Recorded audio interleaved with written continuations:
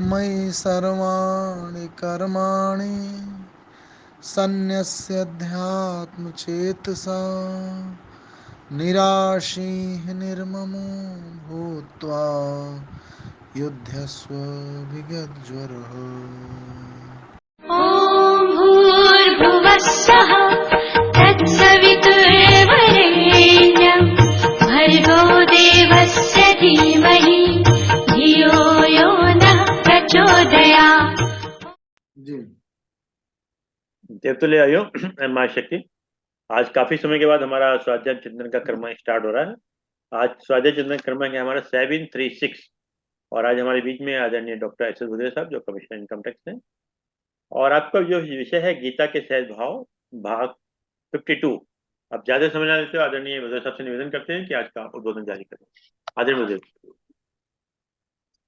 परमादरणीय A.K. Sharma साहब, देवऋषि साहब, VN Chaudhary साहब, कृष्ण कला शर्मा मैम, सबको सादर प्रणाम अभिवादन करते हुए गायत्री मंत्र से आज की चर्चा का आरंभ करेंगे।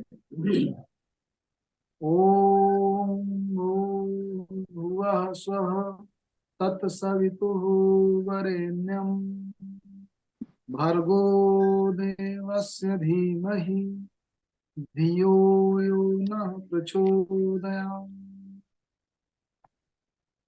तो हम लोगों ने पिछली परिचर्चाओं में गीता के विविध विषयों पर विचार करते हुए अपनी बात यहाँ से आरंभ की थी कि वस्तुतः गीता का उद्देश्य ये है कि व्यक्ति मन के अंदर तरह तरह के जो भाव, विकार, विचार और तमाम फैकल्टीज ऑफ माइंड हैं, वो उसके व्यक्तित्व का, उसके निर्णयों का निर्धारण करती है।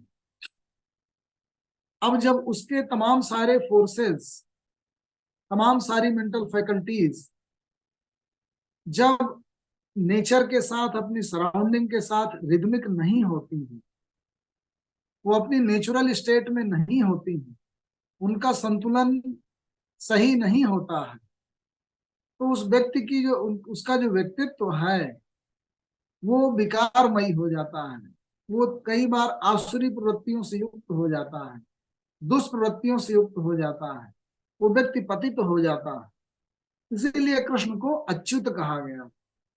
कृष्ण वस्तुतः जो यूनिवर्स के साथ रिदमिक कॉन्शसनेस है, जिसको कृष्णा कॉन्शसनेस, यूनिवर्सल कॉन्शसनेस कहा गया, उसकी जो आइडियल स्टेट है उसको रिप्रेजेंट कर रहे हैं और उसको रिप्रेजेंट करते वक्त वो अच्युत है। ऐसा नहीं है कि वो आज कुछ कह रहे हैं, कल और कुछ कहेंगे।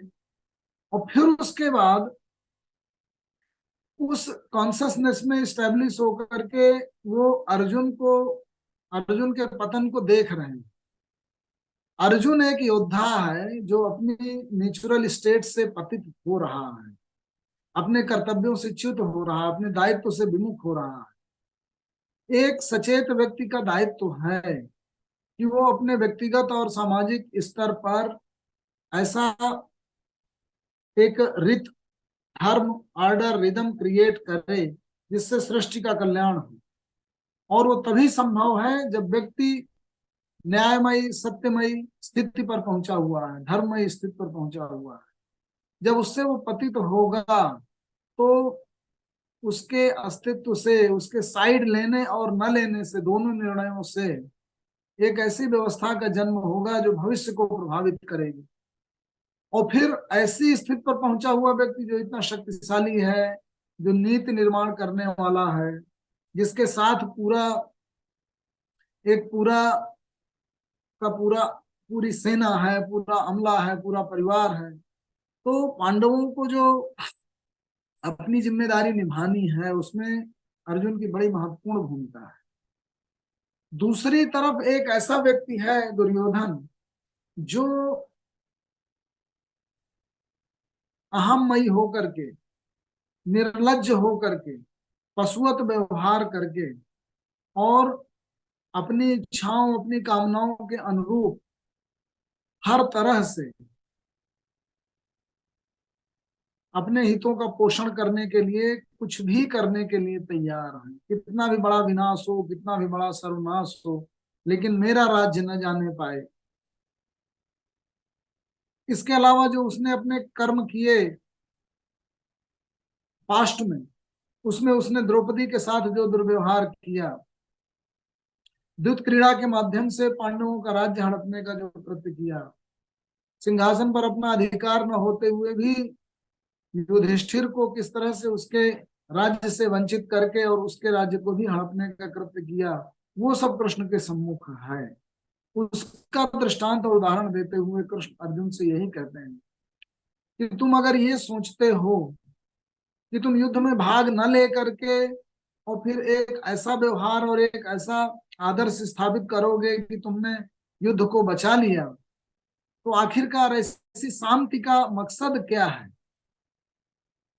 फिर एक बहुत बृहद रूपक के साथ कृष्ण ने अर्जुन को ये बताने और समझाने की कोशिश की कि ये जो समस्त ब्रह्मांड की प्रक्रिया है, इसमें निर्माण और विनाश की जो लगातार चलने वाली क्रियाएं हैं, वो निरंतर घटित हो रही हैं। निरंतर सृष्टि जो है वो किसी न किसी रूप से एक तरह से बहती हुई चली जा रही है। एक एक जिस तरीके से जलधारा होती है, नदी की धारा होती है, गंगा धारा होती है, तो सृष्टि की गंगा धारा लगातार बहती जा रही है। उसमें तुम्हारे होने का जो उद्देश्य है, तुम्हारी जो भूमिका है, वो ये है कि उस सृष्टि लय के साथ तुम बहो। उस सृष्टि लय के साथ तुम्हारी एक योद्धा के रूप में भूमिका ये है कि तुम धर्म की स्थापना के साथ खड़े हो। इस रूपक के द्वारा कृष्ण ने उसकी आंखें खोली और दिखाया कि ये जो हजारों हजार साल में घटित होने वाली ब्रह्मांड की प्रक्रियाएं हैं, उसमें जो 50-100 साल की और एक्टिव तुम्हारा जीवन जो 20-30 साल का है, तुम निष्क्रिय होकर के भी जीवन यापन कर सकते हो।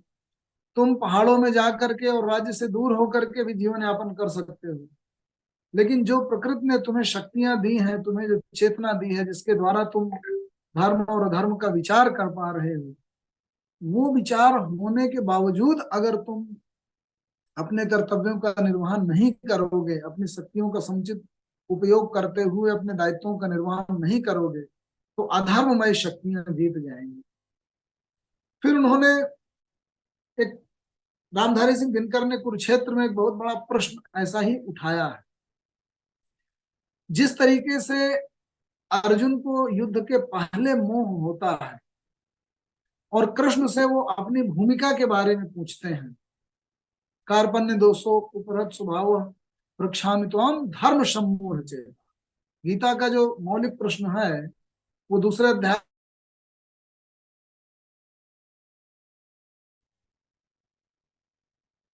कार्पण्य दोष, मेरा हृदय कृपणता के दोष से युक्त हो गया है। मतलब जो हृदय की वास्तविक स्थिति है उससे हटकर एक कृपणता भाव भर गया। मैं जहां अपनी भूमिका देख रहा हूं, मैं वहां नहीं खड़ा हो रहा हूं। कई बार देखा जाता है जैसे कुछ बुजुर्ग व्यक्ति जिनको समझ में भी आ रहा है कि देखिए परिवार में कुछ लोग हैं जो निर्णायक भूमिका में हैं, उसमें कुछ लोग गलत भी कर रहे हैं, लेकिन वो लोग बोलते हैं मैं क्या करूं, मैं तो बूढ़ा हो गया हूं, मुझे अलग हो जाना है और अब यही लोग चलाएंगे, अब मैं क्यों इन्वॉल्व हूं। मैं नहीं, अगर आपकी भूमिका ऐसी है, आप पिता की भूमिका में है, पितामह की भूमिका में है और आप देख रहे हैं कि बच्चे कुछ गलत कर रहे हैं, उसमें कोई आदमी ज्यादा शक्तिशाली हो गया है, उसको समझाना, बताना, सही मार्ग पर लाना, ये क्योंकि आपकी चेतना उन चीजों को देख रही है और समझ रही है, वो आवश्यक है। आपको भीष्म की उस स्थिति में नहीं चले जाना कि वो हरदम राज्य के साथ आबद्ध हो करके और गलत सही जो भी उसके उत्तराधिकारी दुर्योधन जैसे करें तो उसको मूक बन करके देखते रहें। ऐसा मूकदर्शी होना ये गलत है और यही भीष्म अपना पश्चाताप युद्धोपरांत जाहिर करते हैं। तो भीष्म सैया पर पड़े हुए हैं और युधिष्ठिर जो है वो महाविनाश को देखने के उपरांत उनके पास जाता है। जो कुरुक्षेत्र में रामधारी सिंह दिनकर ने जिस तरह से कुरुक्षेत्र का पोर्ट्रेयल किया है वो ये, जो महाप्रश्न अर्जुन कृष्ण से पूछ रहे हैं युद्ध के पहले, कि हिंसा और अहिंसा में मुझे अहिंसक क्यों नहीं हो जाना चाहिए, मुझे हिंस्र पशुओं सा व्यवहार क्यों करना चाहिए, मुझे युद्ध का साथ देकर के पूरे संसार को विनाश के कगार पर लाकर नहीं खड़ा करना चाहिए।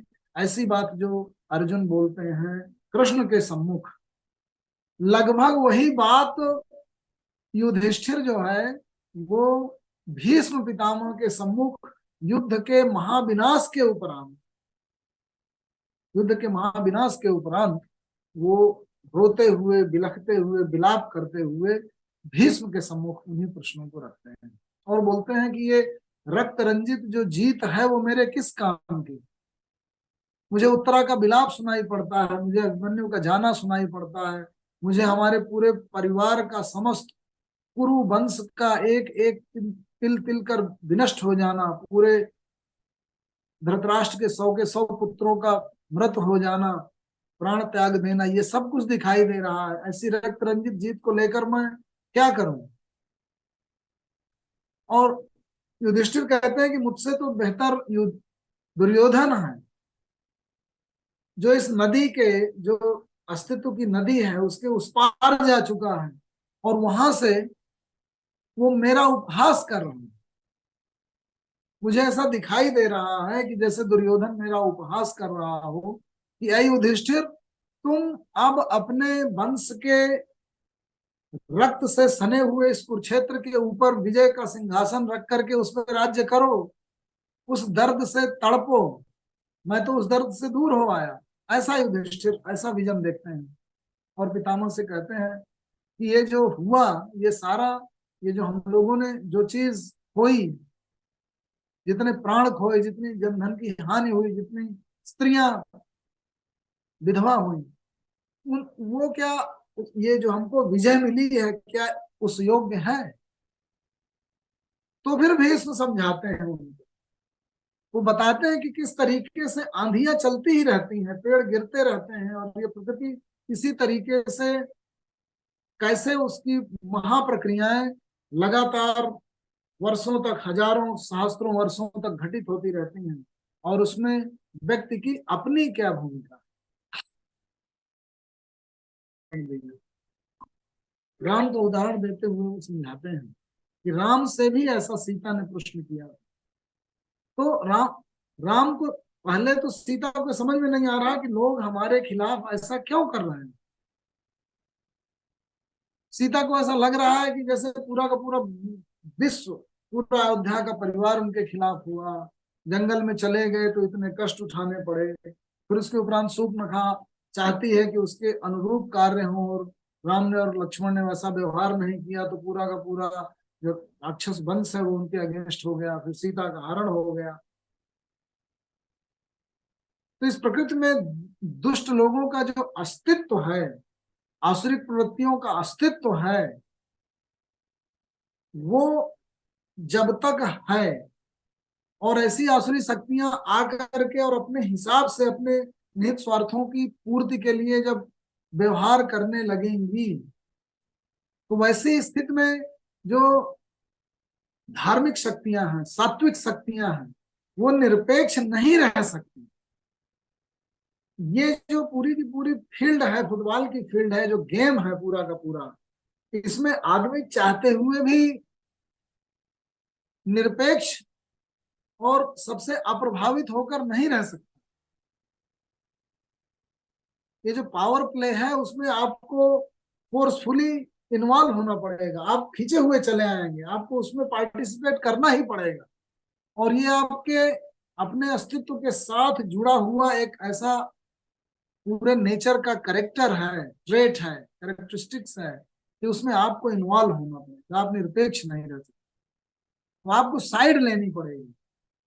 अच्छा, महाभारत के जो विविध करेक्टर हैं उनके माध्यम से ये बातें, वो बड़े महाप्रश्न जो है वो महाभारत के रचनाकार हम लोगों के सम्मुख रखते हैं।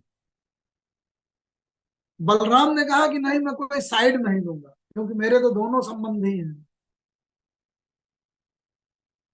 तो रामधारी सिंह दिनकर प्रश्न उठाते हैं कि क्या बलराम युद्ध में भाग न लेकर के क्या युद्ध के प्रभावों से अछूते रह पाते?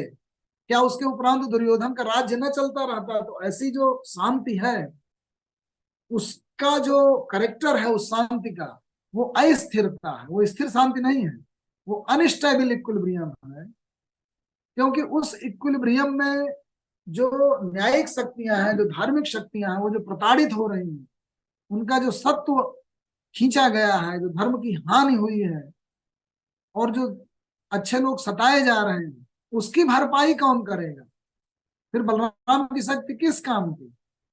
इसलिए कृष्ण को इन्वॉल्व होना पड़ता है। तो निर्णय व्यक्ति की आपके अपने हाथ में, वो बलराम जैसा भी बन सकता है और वो कृष्ण जैसा भी बन सकता है। लेकिन ये महाभारत प्रश्न करती है हम लोगों के सम्मुख कि क्या हम युद्ध में भाग न लेकर युद्ध से और उसके प्रभावों से बचे रह सकते हैं? नहीं बचे रहे। तो मनुष्य जाति और उसकी चेतना और उसकी जो अपनी स्थिति है, वो कहीं ना कहीं किसी न किसी रूप में इस समाज में होने वाली विविध घटनाओं से वो निश्चित रूप से प्रभावित होती है, और व्यक्ति को कहीं ना कहीं उसमें इन्वॉल्व होना पड़ता है। यही राम ने जो है सीता को समझाया और बताया कि ईश्वर ने अगर हमको, पूरी मनुष्य जाति को एक चेतना दे दी, स्वतंत्र निर्णय का अधिकार दे दिया, स्वतंत्र निर्णय की शक्ति दे दी चेतना के द्वारा, तो उसके बाद कुछ लोग उस अपनी क्षमता, चेतना और शक्ति का दुरुपयोग करने लगे और उसकी भरपाई और अपने हितों की पूर्ति के लिए वो दूसरों का शोषण करने लगे और अधर्ममय होकर के अपनी शक्तियों का दुरुपयोग करके अपने अहम की पूर्ति में लग गए। उसको न्यूट्रलाइज करने के लिए और धर्म की स्थापना करने के लिए मुझे ये करना पड़ा। ये वैष्णव विचार रहा है शुरू से ही, और इसी को जब जब होई धर्म का हानि बाढ़ई असुर अधम अभिमानी करके तुलसीदास जी हिंदी में, और यदा यदा ही धर्म से ग्लानिर्भवति भारत अभ्युत्थानम धर्म से तदात्मानम सृजामि, इस रूप में कहा। तो जो वैष्णव शांति और अहिंसा है, उसका जो ऊपरी स्वरूप है कि ये तो बहुत ही मतलब कोई नॉनवेज ना खाना और बहुत ही सात्विक ढंग से रखना और ये सब, ये केवल ऊपरी स्वरूप है, ये उसके कर्मकांड का स्वरूप है। लेकिन उसके जो आंतरिक दार्शनिक बीज हैं, उसमें व्यक्ति को सचेत होकर के और प्रकृति में इन्वॉल्व होना और फिर गृहस्थ धर्म को फॉलो करना। इसीलिए जो वैष्णव विचार है वो व्यक्ति को सन्यासी नहीं बनाता है, बल्कि व्यक्ति को गृहस्थ में लाता है। और उसके जो ईश्वर हैं, जो उसके आराध्य हैं, वो विष्णु, कृष्ण और राम हैं, जो गृहस्थ देव हैं, जो सन्यासी नहीं। ये है वैष्णव विचार। जो वैष्णव विचार है, भागवत विचार है, वो इस रूप में, ये परंपराएं जो भारतीय विविध धर्मों की विकसित हुई, वो इस रूप में विकसित हो गई। तो जो वैदिक विचार था उस समय, पाशुपत जो पशुपति नाथ के रूप में भगवान शिव को देखा जाता था, उसमें शिव का भी गार्हस्थ रूप आरंभ में देखा। और वेदों के जितने विविध कर्मकांड थे, वो हमारे समाज में और अधिक उन्नति लाए, और अधिक धर्म की स्थापना करें और इस तरीके से आगे बढ़ा। लेकिन जब ज्यादा व्यक्ति इन्वॉल्व होता गया, कर्मों में ज्यादा इन्वॉल्व होकर के और उसके साथ आसक्त होता गया, उसके साथ अटैच हो गया, तो फिर औपनिषदिक विचार आए। और फिर औपनिषदिक विचार में उन्होंने वेदांत की और सब चीजों की, हमारा जो अत्यधिक जब अटैचमेंट आया, तो उसकी प्रतिक्रिया जो हुई, जो उसका रिएक्शन हुआ, वो सन्यास के रूप में। और आप देखेंगे कि बौद्ध धर्म में जो है, वो सन्यास को ज्यादा महत्व दे दिया, ज्यादा लोग सन्यासी होने लगे। समाज में उसके उपरांत देखा गया कि लोग जो है समाज से विरक्त होके जा रहे हैं, फिर से विचार आए, फिर से वैष्णव धर्म, भागवत धर्म उपजा और फिर गृहस्थ की ओर। तो कुल मिलाकर के ये जो उनका अगर एक हम ऐतिहासिक विवेचन करें, विविध कालखंडों में विभाजित करते हुए, तो पाएंगे कि समाज में तमाम तरह के जो विचार और मत आए उनके भी कुछ सोशियो इकोनॉमिक और फिलोसफिकल रीजन थे जिसकी वजह से ऐसा। बल्कि अगर आप देखें तो विदेह राज की सभा में अष्टवक्राचार्य जी के नेतृत्व में जो लगातार शास्त्रार्थ चलते थे, उन शास्त्रार्थों में प्रवृत्ति और निवृत्ति मार्ग पर गहन विचार होता। प्रवृत्ति मार्ग के जो अनुयायी हैं वो गृहस्थ में अपने आप को प्रवृत्त कर और अनअटैच्ड होकर, विदेह विदेह जी उसके आदर्श हैं। विदेह राज, जनक जी राजा होते हुए भी अपने राजपद से विरक्त हैं, अनासक्त हैं, मतलब देह होते हुए भी विदेहमय अवस्था में, इसीलिए उन्हें विदेह राज कहते। देह है, ये राजपद है, लेकिन उस राजपद में आसक्ति नहीं है, निर्लिप्त होकर उसका राज्य कर। उसी को गीता में कहा गया, कर्मणैव हि संसिद्धिम आस्थिता जनकादयः लोक संग्रहम एवापि संपश्यन् कर्तुम अर्हसि। कृष्ण जनक का उदाहरण देते हैं, अद्भुत बात है। कृष्ण अर्जुन को दूसरे अध्याय के 20वें श्लोक में महाराजा जनक का उदाहरण देते हुए कहते हैं, कर्मणैव हि संसिद्धिम आस्थिता जनकादयः लोक संग्रहम एवापि संपश्यन् कर्तुम अर्हसि। जनक जैसे जो बहुत सारे राजा हुए हैं वो कर्म में ही अपनी सिद्धि और संसिद्धि देखते रहे।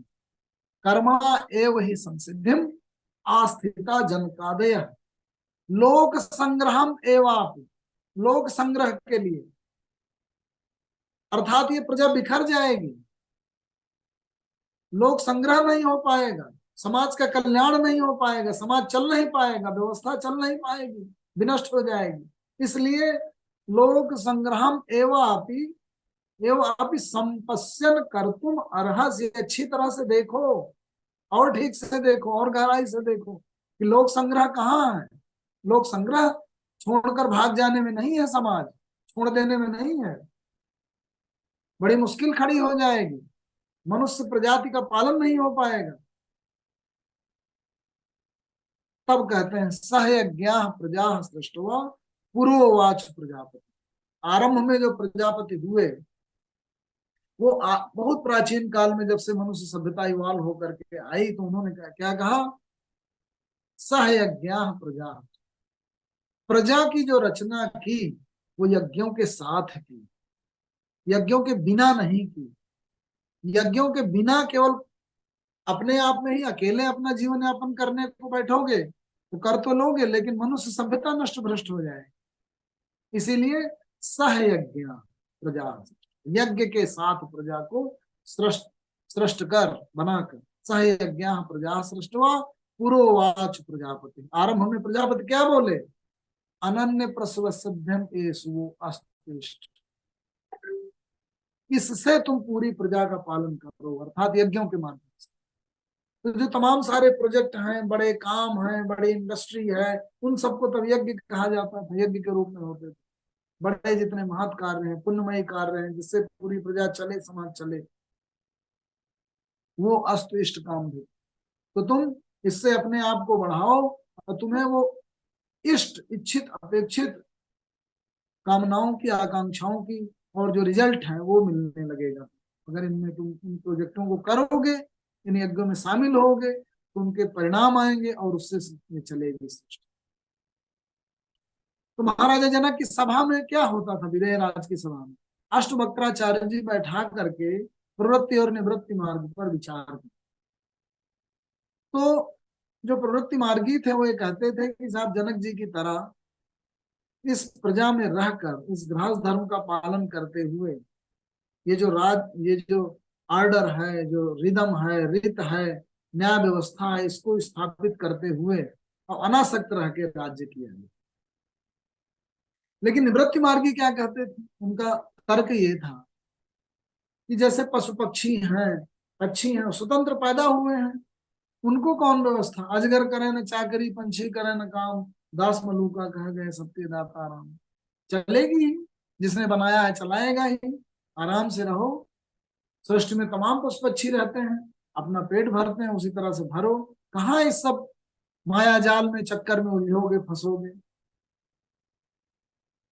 तो ऊपर से देखने में तो बड़ा स्वतंत्रता प्रदायक, फ्री करने वाला, मुक्त करने वाला बड़ा सुंदर कंसेप्ट दिखता है, लेकिन क्या फिजिकली आप उससे दूर रहकर उससे मुक्त रह पाते हैं?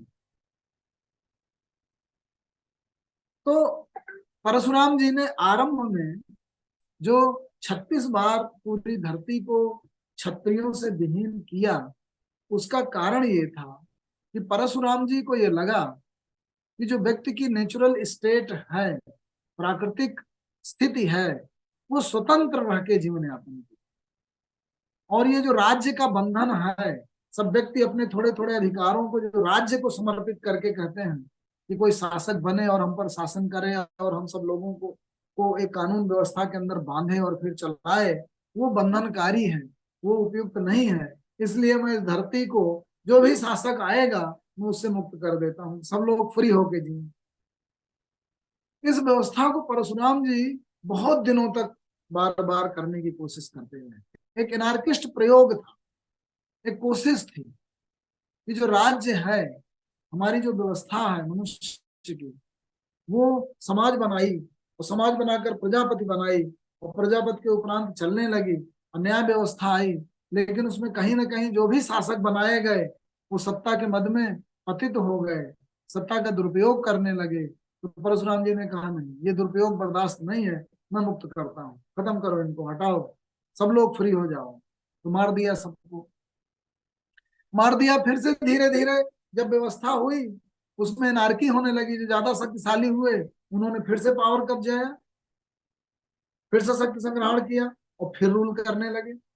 जो ज्यादा दूरदर्शी थे, उनको कुछ ज्यादा समय तक चलाना था, तो थोड़ा अच्छे नियम बनाए और चलाने लगे। और फिर जो आम जनता थी, उनके अधिकारों को अपने पे कंसंट्रेट किया, छीन लिया, एक तरीके से ले लिया। फिर परशुराम जी को गुस्सा आया। ऐसे तो चले जाते थे वो पहाड़ों में, अपना खुद भी फ्री जीवन जीते थे। फिर उन्होंने क्षत्रियों को विहीन कर दिया। 36 बार ऐसा प्रयोग हुआ। उस प्रयोग के उपरांत देखा गया कि कैसी शक्तियां आ गई धरती में, कौन आगे बढ़ा? तो रावण आ गया, ये सब सूर्पनखा आ गई, ताड़का आ गई, विराध आ गए, ये सब आ गए। तो विश्वामित्र जी ने कहा कि भाई, वशिष्ठ जी ने बुलाया विश्वामित्र जी को। वशिष्ठ जी बड़े विचारवान, जो लिखते हैं योग वासिष्ठ, उन्होंने लिखा। तो आप देखेंगे, पाएंगे अंत में योग वासिष्ठ जो चीजों की प्रतिपाद्य है उसका, सच्चित आनंद का, चेतना का, वही प्रतिपाद्य गीता का। तो बड़े बड़े दृष्टा उन्होंने विश्वामित्र जी को बुलाया। बोले नहीं, ऐसे नहीं होगा, ये तो बड़ी अनारकी हो जाएगी, बड़ा अधर्म व्याप्त हो रहा है चारों तरफ। अयोध्या तो बस अयोध्या के इर्द गिर्द रह के सिमट गई है। दशरथ जी बूढ़े हो रहे हैं, वो कहीं जा नहीं पाते। अयोध्या के इर्द गिर्द तक तो ठीक है, उसके बियॉन्ड क्या है?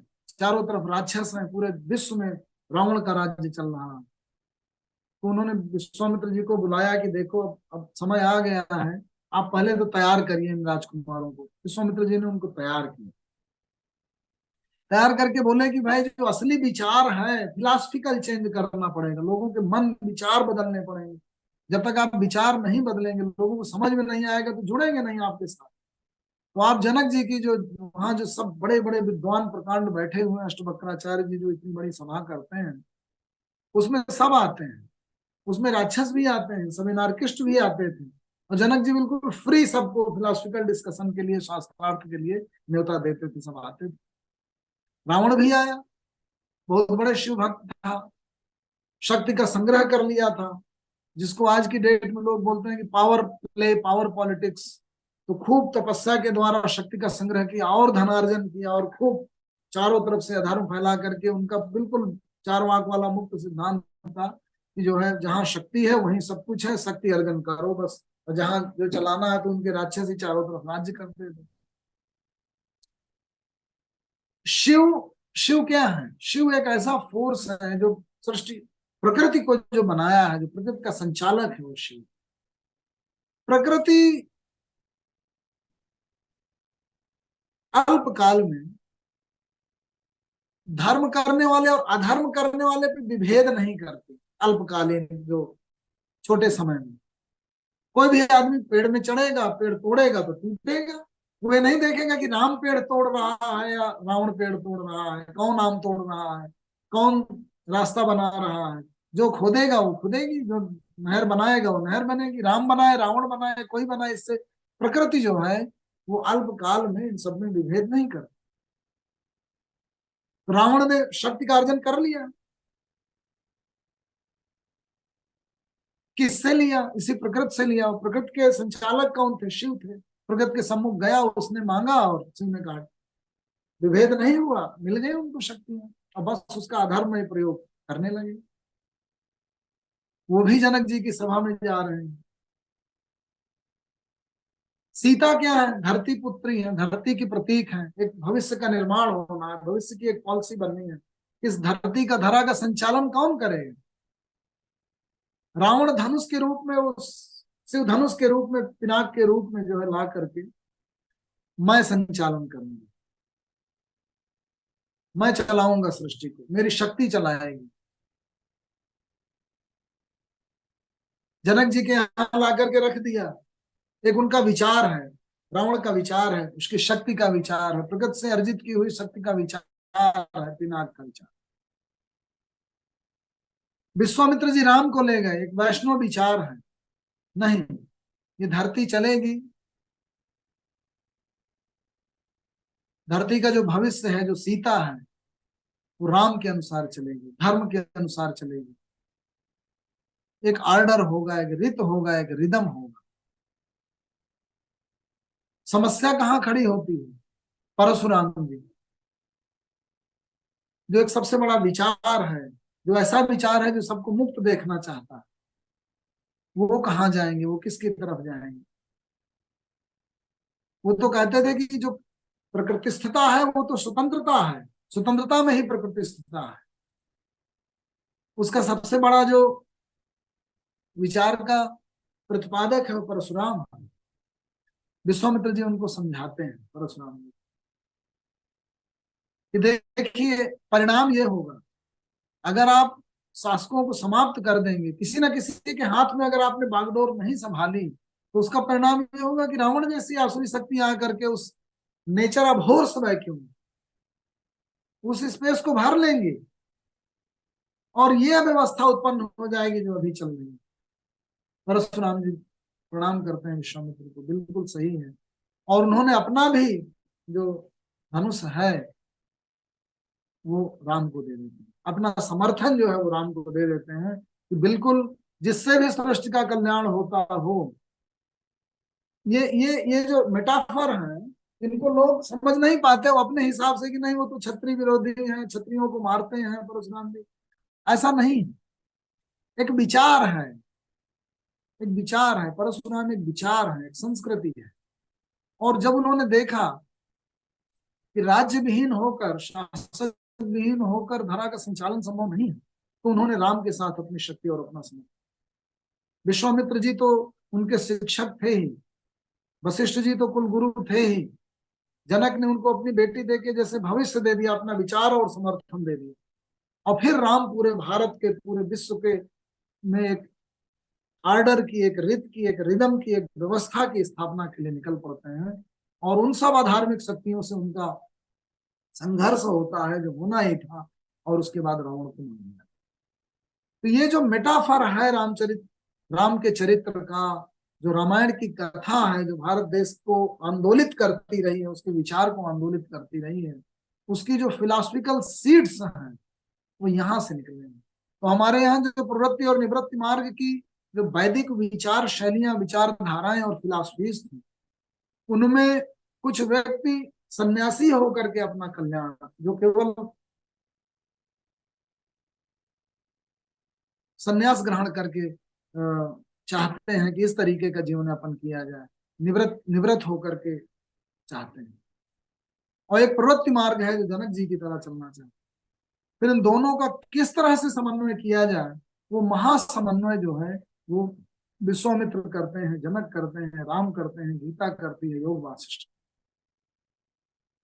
और उसके प्रतीक के रूप में सारे जितने हमारे महापुरुष हैं, जिनको हम एक तरीके से एंथ्रोमॉर्फिक फॉर्म में उनकी पूजा करते हैं और उनको समझते हैं, वो आते हैं और उस तरह से ये विचार चलते हैं। तो जो प्रवृत्ति और निवृत्त मार्ग है, उनका अष्टवक्राचार्य जो है वो किसी इस तरह से समन्वय करते हैं कि नहीं, इस संसार में व्यवस्था रहनी है, आर्डर रहना है, रिदम रहना है। हमारी जो भी चेतना है, हमारी जो भी शक्ति है, उस सबका सदुपयोग और उसका अल्टीमेट यूज यही है कि हम अपनी शक्ति भर उस व्यवस्था के साथ रिदमिक होकर, और वही कृष्ण का। कृष्ण अर्जुन से कहते हैं कि तुम युद्ध से दूर जाकर के भी युद्ध के प्रभावों से और उसके परिणामों से नहीं बच सकते हो। तुम्हें अपनी भूमिका इस युद्ध के अंदर ही निर्धारित करनी पड़ेगी कि तुम किधर खड़े हो। इतना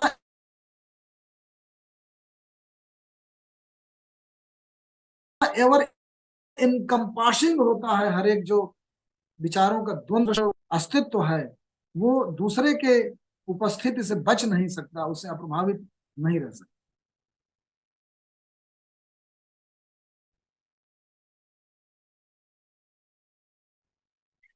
तो इस रूप में जो है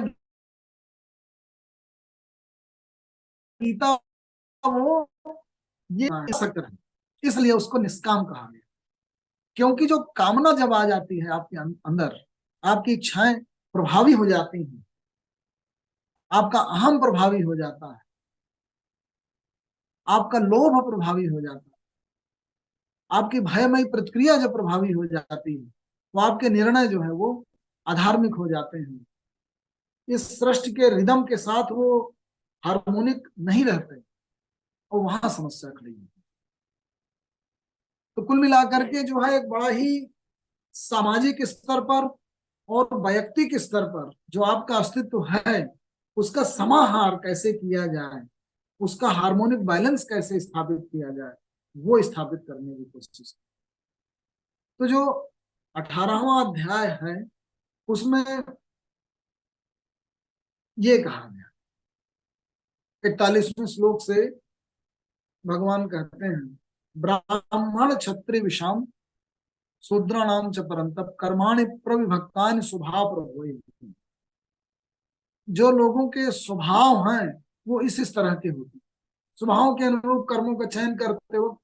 कुछ लोग पढ़ाई आदि में लग जाते हैं, ज्ञान विज्ञान के प्रचार प्रसार में, कुछ लोग युद्ध कर्म में लग जाते हैं, कुछ कृषि गौरक्ष वाणिज्य में लग जाते हैं। तो इस तरह से जो डिसाइडिंग फैक्टर है वो आंतरिक प्रवृत्ति है।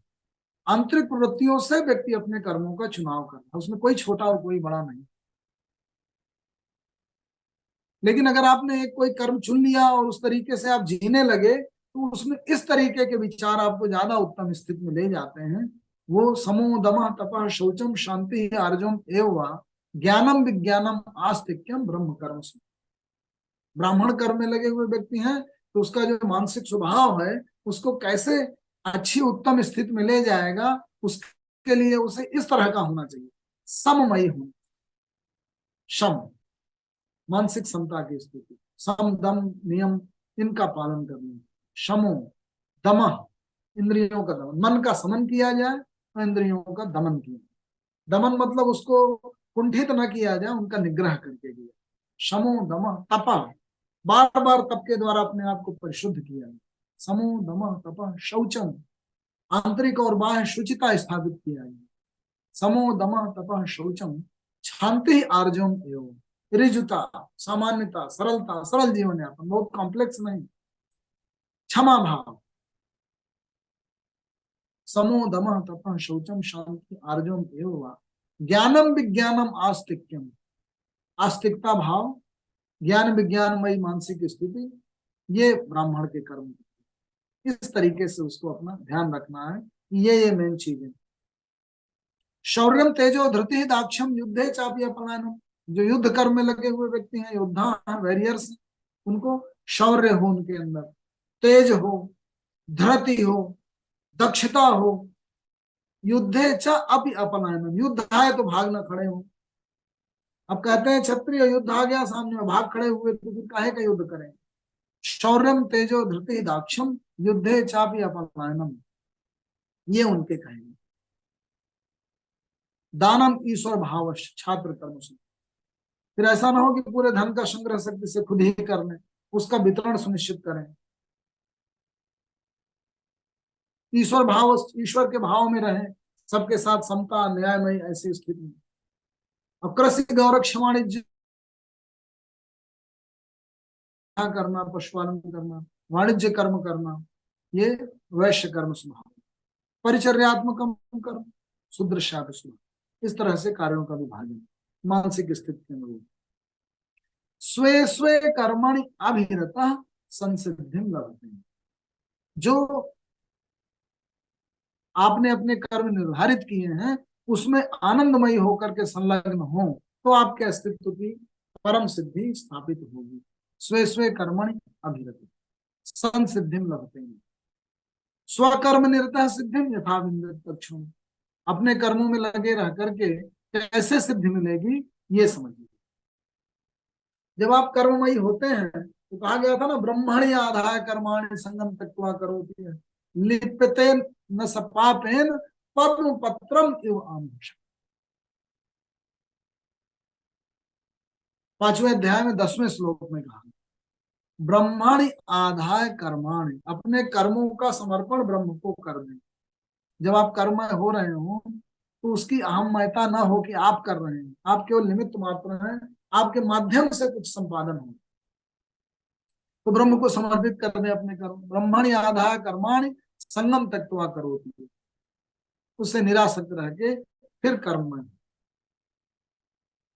लिप्यते न सपापेन पद पत्रम इव आमहष, जिस तरीके से कमल का पत्र, जल कमलवत जिसको कहते हैं, जल कमलवत स्थिति क्या है कि पद्म पत्र जो है वो जल में रहते हुए भी पानी उसमें व्यापता नहीं है, बह के निकल जाए, और फिर उठा लीजिए तो एकदम सूखा पत्ता हो जाए।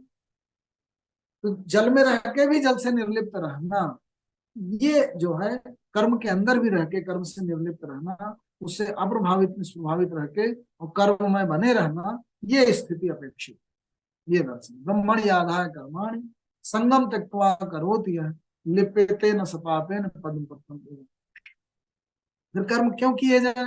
कायेन मनुष्या बुद्धिया केवलैः इन्द्रियैः योगिनः कर्म कुर्वन्ति संगम त्यक्त्वा आत्मशुद्धि।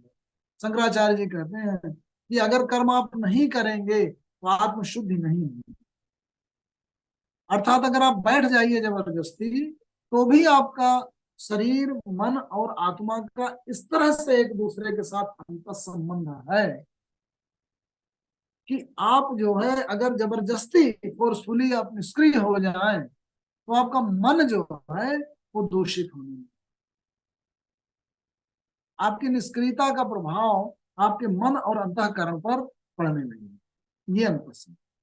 तो जो प्राकृतिक कर्म हैं उनसे युक्त रहते हुए ही आप कर्मों के प्रभाव से बच सकते, कर्म करते हुए ही कर्मों के प्रभाव से बच सकते, निष्क्रिय होकर नहीं बच सकते। ये ऐसी ही इस सृष्टि की संरचना। इसीलिए कहा गया भीतराग भय क्रोधा मनमया मां उपाश्रिता बहुओ ज्ञान तपसा पूता मद भाव। तो इसलिए ज्ञान के और तप के द्वारा अपने आप को पूत करके, पवित्र करके और फिर मेरे भाव में आओ, ऐसा काम है। बीत राग भय क्रोधा, 4थे अध्याय का 10वां श्लोक। बीत राग भय क्रोध, राग से, भय से और क्रोध से मुक्त हो। बीत राग भय क्रोधा मनमया माम उपाश्रिता, कृष्ण कहते हैं कृष्णमयी भाव में, ब्रह्मांडमयी भाव में, कृष्ण कॉन्शियसनेस में आकर बीत राग भय क्रोधा मनमया माम उपाश्रिता बहवो ज्ञान तपसा पूता, ज्ञान और तपस्या के द्वारा पवित्र होकर मद भाव में स्थित, मेरे भाव में आ जाते हैं, ऐसे ही आते। कायेन मनुष्या बुद्धिया केवलैः इन्द्रियैः योगिनः कर्म कुर्वन्ति संगम त्यक्त्वा आत्मशुद्धि। आपके आत्म की शुद्धि सुनिश्चित नहीं होगी जब तक आप कर्म में नहीं होंगे।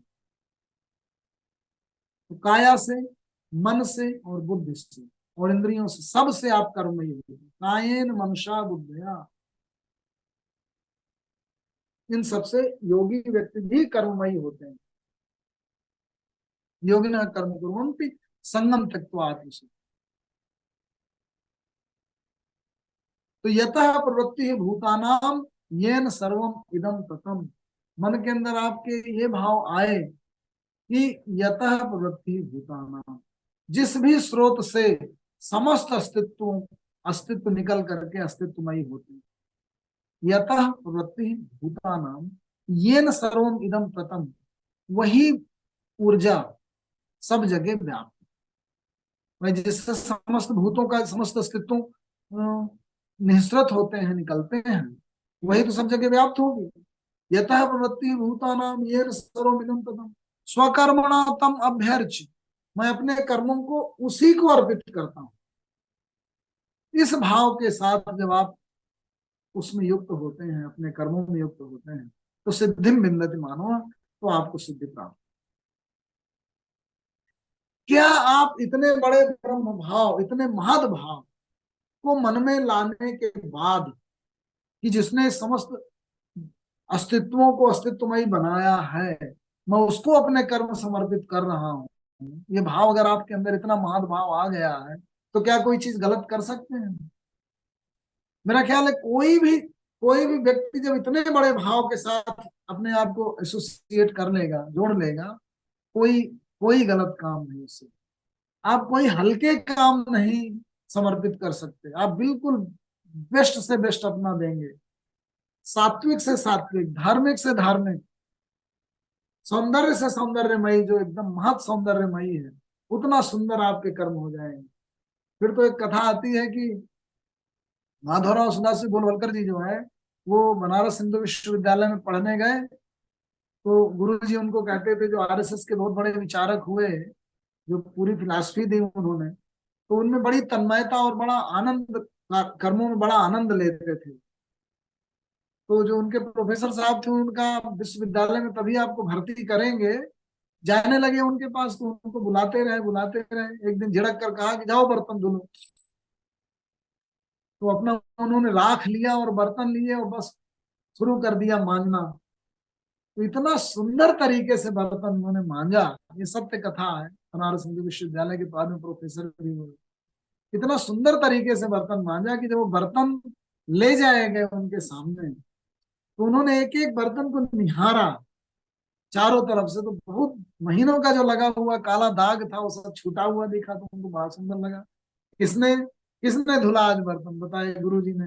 माधव ने धुले। अच्छा, माधव ने धुले, कहाँ है माधव? आओ इधर। कौन है माधव भाई? अरे हमने तो उनको दंडित किया था कि जाओ बर्तन धुलो, जूठा साफ करो।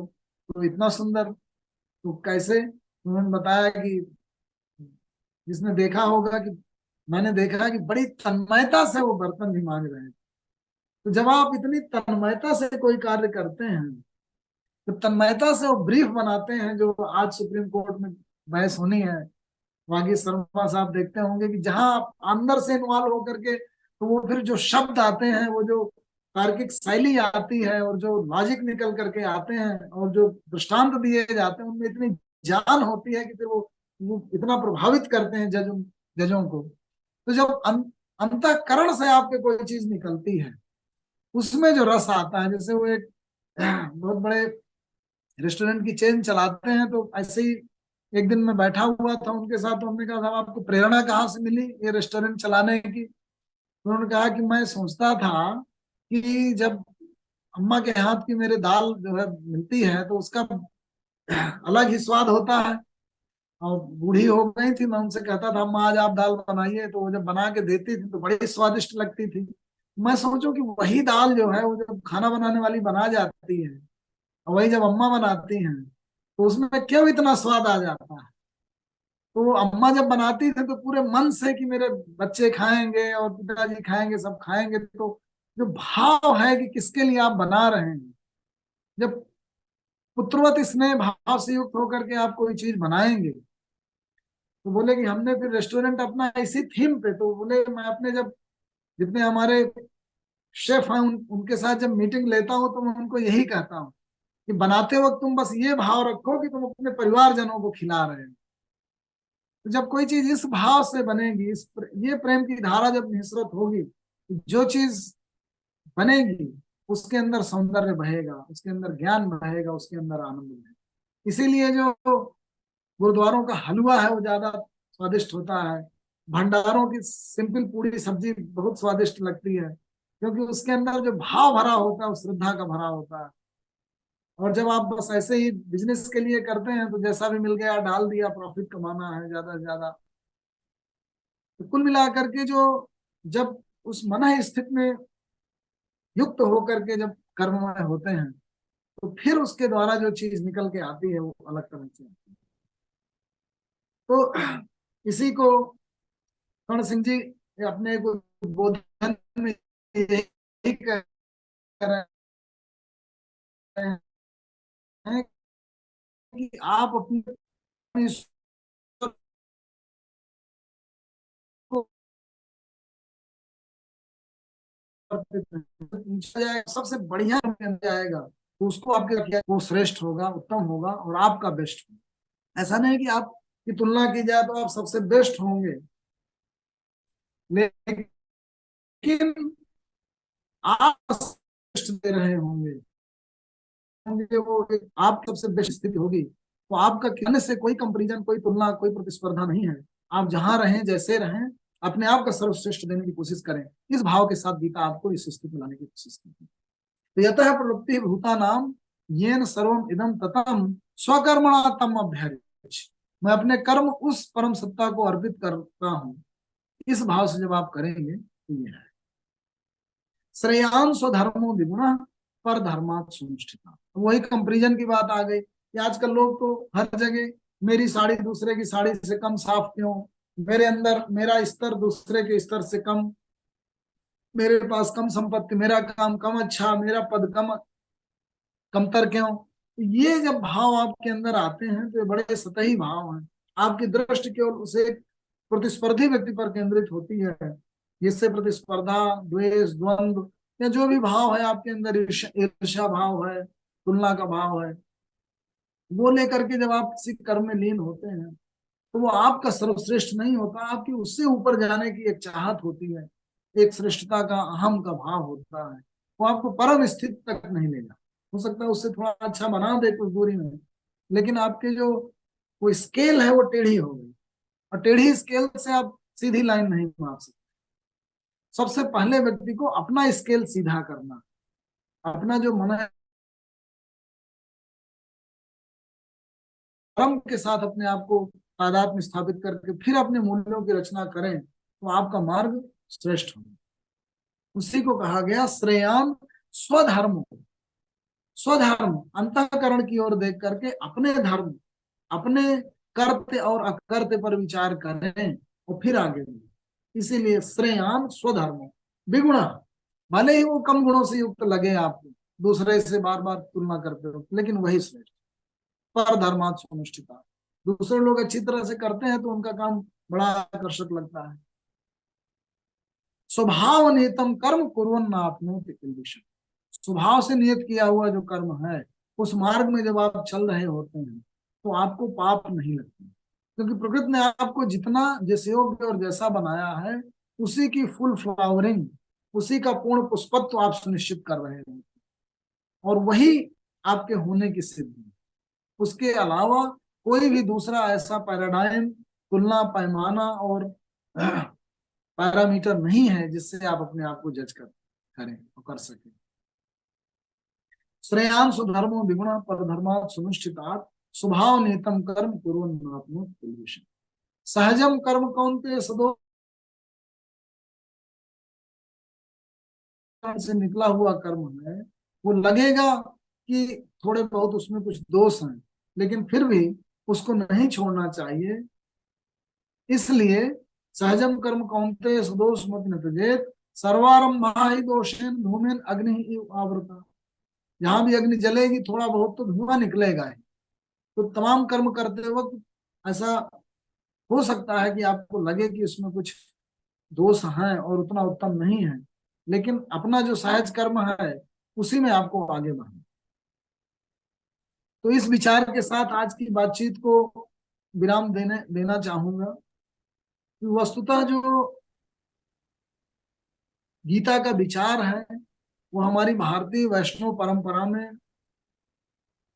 व्यक्ति को उसके अस्तित्व की परम सिद्धि तक ले जाने के लिए उसे कर्ममयी बनाने का भाव जागृत करती है, उसे पलायन से बचाती है, उसे अपने अस्तित्व की पूर्ण सार्थकता, पूर्ण पुष्पत्व की स्थिति में ले जाती है।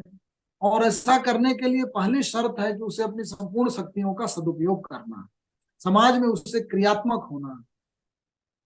और ऐसी क्रियात्मकता अपनी पूर्णता तभी प्राप्त कर पाएगी जब वो अनासक्त रहे, निष्काम रहे, निर्लिप्त रहे। क्योंकि जब आप काममयी होंगे, लिप्त होंगे, अटैच्ड होंगे, तो कुछ दूर तक तो आप जाएंगे लेकिन अपनी परम सिद्धि तक नहीं पहुंच पाएंगे। तो आपका अस्तित्व परम सार्थक बना रहे, शाश्वत बना रहे, ये गंगा धारा निर्मल ऐसी ही चलती रहे, दूषित ना हो, उसके लिए आपको निराशक्त होना, धर्ममयी होना, अपने कर्मों और कर्तव्यों का परम को समर्पित करना, फिर ऐसे भाव में रहते हुए अपना जीवन यापन करना। ऐसा जब आप करेंगे तो आपके कर्म में निखार आएगा, अंतःकरण में आनंद आएगा, परिणाम अच्छे होंगे, समाज का कल्याण होगा, धर्म की स्थापना होगी। इस भाव के साथ गीता जो है वो कृष्ण के मुंह से निसृत होकर के हम लोगों तक किसी न किसी रूप में पहुंची हुई सबका कल्याण करती है। धन्यवाद आदरणीय डॉक्टर सुधीर साहब। आज आपने गीता के सहज भाव का 52वां वो लिया और अब बहुत जल्दी 60 का चलने वाला है। तो आदरणीय बद्री साहब, आपने जो अभी एक दृष्टांत दिया था वो उनका वाला कि तन्मयता से कोई भी कार्य किया जाए, तो इसी में शायद एक दृष्टांत और भी है। एडिशन के पास एक माँ एक अपने बेटे को लेकर आती है, वो जी कहती है कि इसको साइंटिस्ट बनाना है। उसके पास जो है तो एडिशन उनको जो है कहते हैं उस बेटे से, तुम झाड़ू लगा के दिखाओ। जब वो झाड़ू लगा के दिखाता है तो देखता है कि उसने सारे कौन ही साफ कर दिया मतलब। तो ये बात अगर देखी गई है कहीं ना कहीं किसी भी चीज में, जब हम लोग किसी के ऑफिस में जाते हैं तो वहां देखते हैं बहुत साफ सुथरा ऑफिस होता है और किसी का बड़ा अनसिस्टमेटिक होता है, फाइल कहाँ पड़ी है, पेन कहाँ पड़ा है, ये है ना। तो उस व्यक्ति के कहीं ना कहीं सिस्टमेटिक होने का भी मालूम पड़ता है कि वो आदमी कितना वो है। जी तो ये वास्तव में अगर कोई व्यक्ति सिस्टमेटिकली, तो उसके हर चीज में भी सिस्टमेटिक होगा, वरना जैसे कहते हैं पार है तो पत्थर में पार है, यानी कि कोई अगर काम उसको मोची का भी दिया जाएगा तब भी जी वो काम उतना ही तरीके से करेगा जितना कोई बड़ा काम करता है। तो आप उसमें ज्यादा एक समय। रिदम होगा, उसमें हाँ। वो दिख जाएगा, उसका हम्म, जो रिदम है, उसका जो हम्म, इन्वॉल्वमेंट है वो दिख जाएगा। दिख जाएगा उसके अंदर ना। तो वो जो भी काम करेगा, जो भी हाथ में लेगा, उसको तन्मयता होगी मतलब। और ये मैं जी देखता हूँ अगर व्यक्ति के अंदर एक अभ्यास हो और वो ऐसा हो तो कर सकते हैं। हम लोग देखते हैं कभी कभी अपने कोलीग्स में कि काफी लोग बड़े कैजुअल लेते हैं किसी को, बड़े को और सिस्टमेटिकली होते हैं। जी तो ये बड़ा होता है। चलिए ज्यादा समझ लेते जी हो, अब दो दो सब कहेंगे, पहले वागीश जी फिर चौधरी साहब फिर अंत में हमारे आदरणीय देवी साहब बोलेंगे। फिर काफी लंबे समय बाद मिल रहे हैं तो कुछ ना कुछ मन में भाव होंगे। जी। तो पहले हमारे वागीश जी फिर चौधरी साहब फिर देवी साहब, अंत में हमको सबको धन्यवाद। आदरणीय वागीश जी।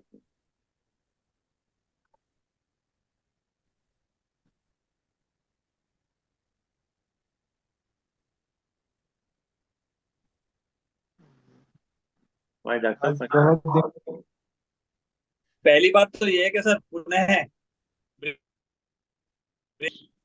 ये एक बहुत अच्छा सुयोग आज बना है। और सुयोग, सबसे बड़ा सुयोग तो ये है कि अपने भदौरिया साहब से ही आज इसका दोबारा से चालू हुआ है। भदौरिया साहब कहाँ चले गए? वो मैं कहा वीडियो ऑफ करके चले गए, अभी आ रहे हैं। अच्छा अच्छा, चलिए। आ जाएंगे, आ गए तो आ गए। चलिए हाँ हाँ हाँ जी अरे सर, ये मुझे पता है आप हैं, मुझे लगा कहीं जी ट्रांसमिशन की वजह से ही कुछ गड़बड़ हो सकती है, हाँ जी अदरवाइज आप जी कहाँ जी जाएंगे। जी जी। जी और बहुत अच्छा रहा। और देखिए, आज जो जिस प्रकरण में आप बोलते रहे, हम भी बहुत दिन से, काफी दिन, करीब 2 ढाई महीना लग गया इसमें। जी जबकि बीच में तो आपने ब्रेक के बावजूद भी आपने अपने 2 या 3 एपिसोड दिए थे। जी और अरविंद भाई साहब ने बताया भी था मुझे कि भदौरिया साहब कह रहे हैं कि आप मुझे पूरा 1 हफ्ता दे दो, मैं ले लेता हूँ। नहीं, अब लगातार देंगे। अब जैसा होगा, पहले सबसे पहले हम बदर साहब से ही निवेदन करते हैं कि फटाफट जो है अपने कार्य करें हाँ ताकि जी जी जी। ताकि स्वादिष्ट भोजन जो बता रहे जो उनके मित्र हैं वो बस भोजन बस कर। बिल्कुल बहुत। बड़ बड़ नहीं, बड़ वो बड़ बड़ अगस्त एंड का कोई समय निर्धारित कर लिया जाएगा 1-2 दिन में, तो बस उसमें सबको मिलना, सब लोग सादर आमंत्रित है, बहुत जरूरी है, बहुत दिन से टल रहा वो है।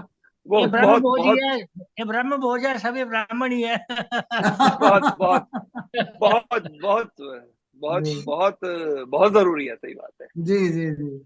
और बस आज और मैं क्या कहूँ, आप तो खैर इस मामले में, लेकिन आपने जो वो किया था ना जब बीच में कृष्ण की, बलराम जी की और सारी बातें करते करते फिर दिनकर जी का भी जिक्र आया था, जी राष्ट्रकवि, तो उनकी वो रश्मि रथी तो एक उनका एक बहुत बड़ा गजब ग्रंथ है नहीं, ही, आप जानते ही हैं। आज जी जी आज तो कुछ ऐसा लगा रोहित साहब, जैसे ये पूरा जीवन ही आज सामने आ गया।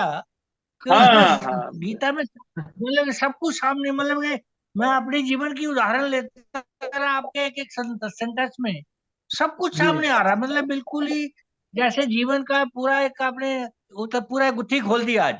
एक एक जी शब्द, एक एक सेंटेंस, एक एक आपके कोई भी सिमिली लीजिए, मतलब कि एक बिल्कुल ये जो 2-3 महीने का जो गैप रहा, आज सब सब पूर्ण हो गया। लगता आज लगा रिफ्रेशिंग नहीं कि मेमोरी, हमने बीच में कुछ गैप दिया। जी बिल्कुल कंप्लीट, आप आज रिफ्रेशिंग सर्व मेमोरी पूरी करा दी, रिफ्रेशिंग मेमोरी। बिल्कुल जो जी आपने जी कहा ना, कर्म में निखार, अंतःकरण में आनंद और सबका कल्याण, आज आज वही है, सब कुछ आज वही हो गया एक ही प्रवचन में। अब लगता है और कुछ जरूरत नहीं है। बहुत ही आनंद, ओहो बहुत आनंद आया कि मैं क्या क्या कौन कौन सा उदाहरण। बहुत बहुत चलिए, धन्यवाद सभी बहुत लोगों बहुत अच्छा लगा, बहुत बहुत धन्यवाद आपको, का। और बहुत बहुत। धन्यवाद आदरणीय डॉक्टर सुधोनी साहब, और धन्यवाद सभी लोगों का, बागेश्वर शर्मा जी, बी एन चौधरी साहब, अजय देवी साहब। और जैसे कि एक विचार के साथ और 3 बार ओम के साथ अपनी बात समाप्त करते हैं। आज का विचार बहुत छोटा सा है। इंसान के लिए दो ही चीज खास है।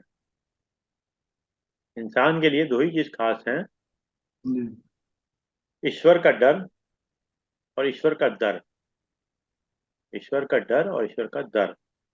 ईश्वर का डर रहेगा तो इंसान गुनाहों से बचता रहेगा।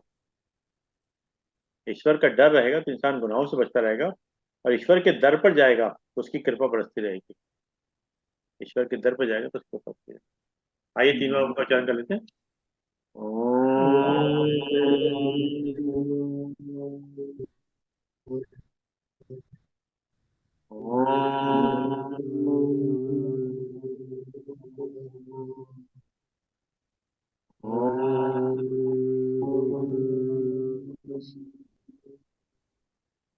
शांति शांति शांति। सभी को प्रणाम।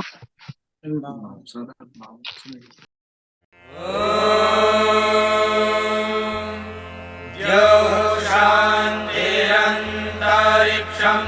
शान्तिः पृथिवी शान्तिरापः शान्तिरोषधयः शान्तिः वनस्पतयः शान्तिर्विश्वे देवाः शान्तिर्ब्रह्म शान्तिः सर्वं शान्तिः शान्तिरेव शान्तिः सा